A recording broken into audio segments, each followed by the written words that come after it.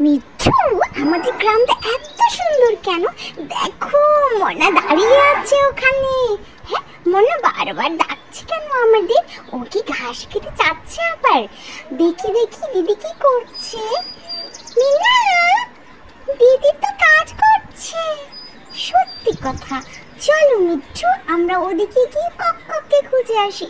কক্কক জানি কোথায় ডিম পাড়ছে, মাও খেয়াল করেনি। আমাকে বললো তাড়াতাড়ি যাতে করে কক্ককে খুঁজে আসি। কক্কক কোথায় ডিম পাড়ছে? ওই তো কক্কক। হ্যাঁ, আমাদেরকে চোখে চোখে রাখতে হবে। কাকাকে একটু জিজ্ঞেস করে যে কক্কক কোথাও ডিম পেড়েছে কিনা, উনি দেখেছে কিনা। কাকা, ও কাকা। কি হয়েছে মামিনা, বলো।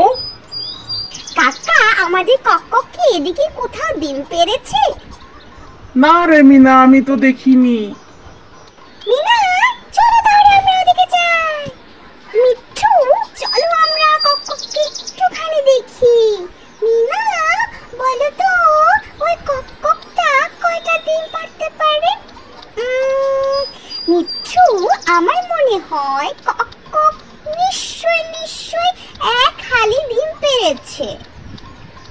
মিনা, কক্কক এক হালি ডিম পেড়েছে মানে কয়টা?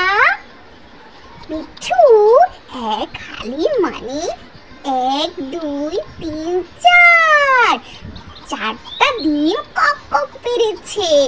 চলো আমরা আরেকবার ঘুরে আসি।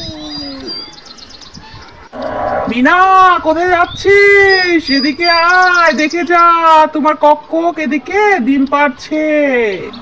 আই ছেলেরা আর মেয়েরা ফুল তুলিতে যাই, ফুলের মালা গলায় দিয়ে মামার বাড়ি যাই।